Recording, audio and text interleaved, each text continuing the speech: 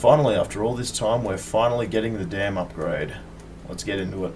And won't you start the music, get into it, won't you dance with me? Find the bass and lose it, you can do it, won't you dance with me? Move your feet and feel in the space between. You gotta give yourself a moment.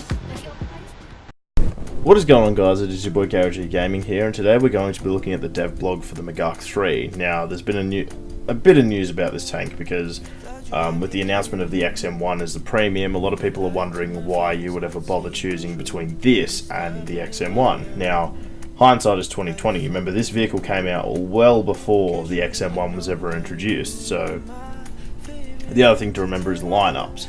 Obviously, these two vehicles are not going to have the same VR. The XM1 is far more capable, so in my opinion, the Magach still has relevance, and it still does to this day, thanks to this introduction. So the dev blog is pretty simple, and I don't really feel like reading through it, but essentially they're going to be adding explosive reactive armor blocks and smoke grenades to the Magach. Now, as a player who loves the Magach and plays it a lot, I really like this, considering that, you know, it's just going to make the vehicle more capable. Now, there are a lot of questions about this ERA.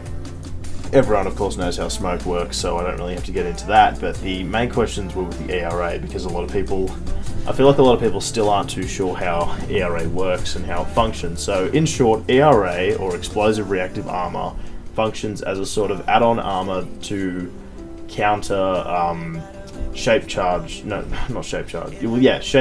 and chemical munitions. So, first generation ERA will effectively stop, you know, most ATGMs and heat FS rounds, anything like that, high explosive shells, you know, the whole works. They are completely ineffective against kinetic energy rounds, such as AP rounds or, you know, APFSDS, APDS, all that kind of thing. And the way they work is that you've got two bits of metal that sandwich an explosive charge. What happens is, when a heat round comes in, it hits, it will detonate the explosive charge, and then it will actually explode outwards and sort of counter what happens. The thing is, though, this is armor that is only one-time use. Now, in the past, when we've had, well, I think the first vehicle to have ERA was the M60A1 Rise, and I think it still remains as the only vehicle in the game with ERA. And they made it so that you could shoot it off with machine guns. Well, the Blazer ERA featured on this vehicle, which is Israeli ERA, apparently does not.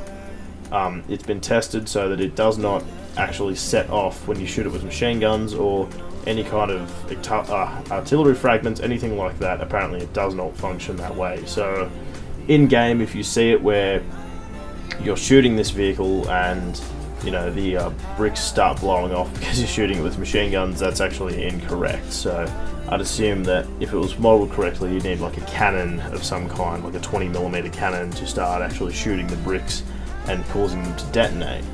And I believe that is everything. So, oh yeah, the other thing is, a lot of people were wondering if this would drastically increase the weight of the vehicle. Short answer, no. It only adds about a ton of weight, which in the grand scheme of things is not that much weight at all. So I'd much rather trade a ton of weight for all this extra survivability, especially against Leopard 1s at this tier. So yeah. Well, I hope you guys have enjoyed. It's been your boy Magach Gaming, and I'll catch you guys next time.